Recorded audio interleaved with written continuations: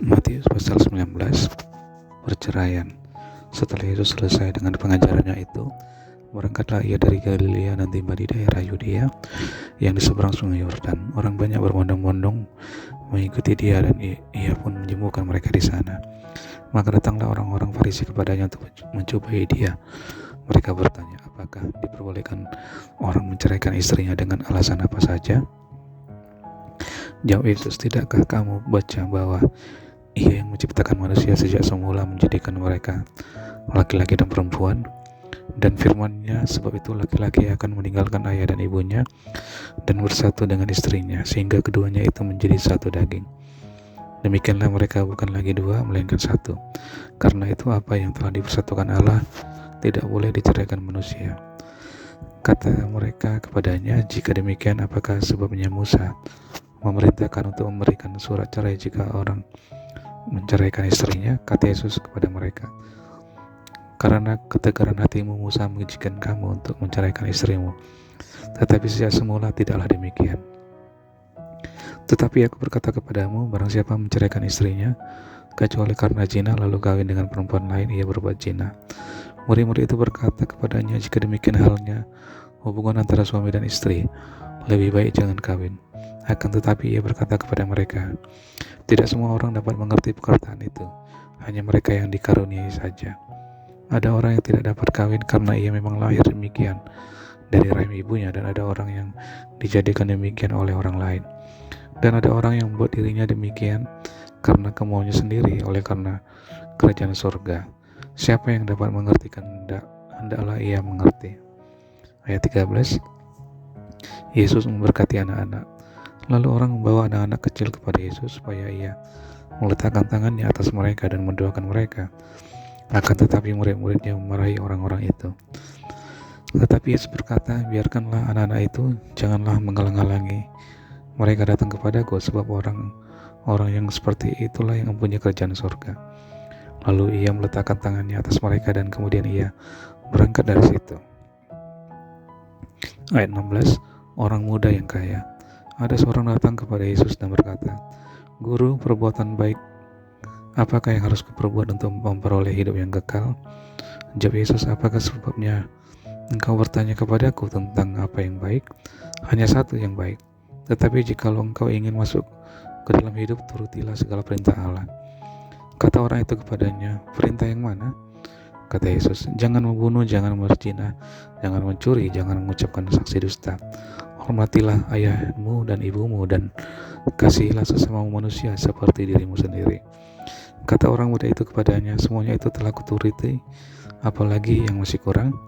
Kata Yesus kepadanya, jikalau engkau hendak sempurna, pergilah, jualah segala milikmu dan berikanlah itu kepada orang-orang miskin, maka engkau akan beroleh harta di surga. Kemudian datanglah kemari dan ikutlah aku. Ketika orang muda itu mendengar perkataan itu, pergilah ia dengan sedih sebab banyak hartanya. Yesus berkata kepada murid-muridnya, aku berkata kepadamu, sesungguhnya sukar sekali bagi seorang kaya untuk masuk ke dalam kerajaan surga. Sekali lagi aku berkata kepadamu, lebih mudah seekor unta masuk melalui lubang jarum daripada seorang kaya masuk ke dalam kerajaan Allah. Ketika murid-murid mendengar itu, sangat gemparlah mereka dan berkata, jika demikian siapakah yang dapat diselamatkan? Yesus memandang mereka dan berkata, bagi manusia hal ini tidak mungkin, tetapi bagi Allah segala sesuatu mungkin. Ayat 27, upah mengikut Yesus. Lalu Petrus menjawab dan berkata kepada Yesus, kami ini telah meninggalkan segala sesuatu dan mengikut Engkau, jadi apakah yang akan kami peroleh? Kata Yesus kepada mereka, aku berkata kepadamu, sesungguhnya pada waktu penciptaan kembali, apabila anak manusia bersemayam di tata kemuliaannya, kamu yang telah mengikut aku akan duduk juga di atas 12 tata untuk menghakimi kedua belas suku Israel. Dan setiap orang yang karena namaku meninggalkan rumahnya, saudaranya laki-laki atau saudaranya perempuan, bapak atau ibunya, anak-anak atau ladangnya akan menerima kembali 100 kali lipat dan akan memperoleh hidup yang kekal. Tetapi banyak orang yang terdahulu akan menjadi yang terakhir, dan yang terakhir akan menjadi yang terdahulu. Matius pasal 20 Perumpamaan tentang orang-orang upahan di kebun anggur. Adapun hal kerajaan surga sama seperti seorang tuan rumah yang pagi-pagi benar keluar mencari pekerja-pekerja untuk kebun anggurnya. Setelah ia sepakat dengan pekerja-pekerja itu mengenai upah sedinar sehari, ia menyuruh mereka ke kebun anggurnya. Kira-kira pukul 9 pagi ia keluar pula dan dilihatnya ada lagi orang-orang lain menganggur di pasar. Katanya kepada mereka, "Pergi jugalah kamu ke kebun anggurku, dan apa yang pantas akan kuberikan kepadamu." Dan mereka pun pergi. Kira-kira pukul 12 dan pukul 3 petang, ia keluar pula dan melakukan sama seperti tadi. Kira-kira pukul 5 petang, ia keluar lagi dan mendapati orang-orang lain pula. Lalu katanya kepada mereka, "Mengapa kamu menganggur saja di sini sepanjang hari?" Kata mereka kepadanya, "Karena tidak ada orang yang mengupah kami." Katanya kepada mereka, "Pergi jugalah kamu ke kebun anggurku." Ketika hari malam, tuan itu berkata kepada mandornya, "Panggillah pekerja-pekerja itu dan bayarkan upah mereka mulai dengan mereka yang masuk terakhir hingga mereka yang masuk terdahulu." Maka datanglah mereka yang mulai bekerja kira-kira pukul 5 dan mereka menerima masing-masing 1 dinar. Kemudian datanglah mereka yang masuk terdahulu, sangkanya akan dapat lebih banyak, tetapi mereka pun menerima masing-masing 1 dinar juga. Ketika mereka menerimanya, mereka bersungut-sungut kepada tuan itu.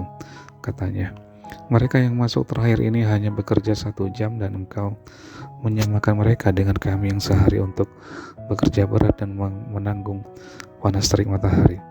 Tetapi tuan itu menjawab seorang dari mereka, "Saudara, aku tidak berlaku tidak adil terhadap engkau. Bukankah kita telah sepakat sedinar sehari? Ambillah bagianmu dan pergilah. Aku mau memberikan kepada orang yang masuk terakhir ini sama seperti kepadamu. Tidakkah aku bebas mempergunakan milikku menurut kehendak hatiku? Atau iri hati ke engkau karena aku murah hati? Demikianlah orang yang terakhir akan menjadi yang terdahulu, dan yang terdahulu akan menjadi yang terakhir." Ayat 17. Pemberitahuan ketiga tentang penderitaan Yesus. Ketika Yesus sedang pergi ke Yerusalem, ia memanggil ke-12 muridnya tersendiri dan berkata kepada mereka di tengah jalan, Sekarang kita pergi ke Yerusalem dan Anak Manusia akan diserahkan kepada imam-imam kepala dan ahli-ahli Taurat, dan mereka akan menjatuhi dia hukuman mati, dan mereka akan menyerahkan dia kepada bangsa-bangsa yang tidak mengenal Allah, supaya ia diolok-olokkan, disesah dan disalibkan, dan pada hari ketiga ia akan dibangkitkan. Ayat 20. Permintaan ibu Yakobus dan Yohanes, bukan memerintah melainkan melayani.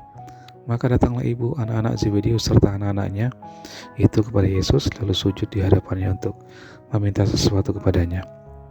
Kata Yesus, "Apa yang kau kehendaki?" Jawabnya, "Berilah perintah supaya kedua anakku ini boleh duduk kelak di dalam kerajaanmu, yang seorang di sebelah kananmu dan yang seorang lagi di sebelah kirimu." Tetapi Yesus menjawab katanya, "Kamu tidak tahu apa yang kamu minta.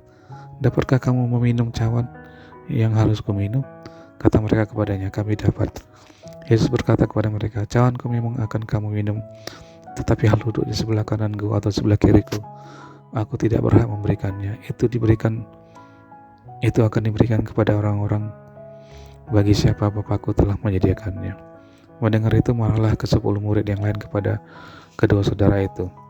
Tetapi Yesus memanggil mereka lalu berkata, "Kamu tahu bahwa pemerintah bangsa-bangsa memerintah rakyatnya dengan tangan besi, dan pembesar-pembesar menjalankan kuasanya dengan keras atas mereka. Tidaklah demikian di antara kamu. Barang siapa ingin menjadi besar di antara kamu, hendaklah ia menjadi pelayanmu. Dan barang siapa ingin menjadi terkemuka di antara kamu, hendaklah ia menjadi hambamu. Sama seperti Anak Manusia datang bukan untuk dilayani, melainkan untuk melayani dan untuk memberikan nyawanya menjadi tebusan bagi banyak orang." Ayat 29. Yesus menyembuhkan 2 orang buta.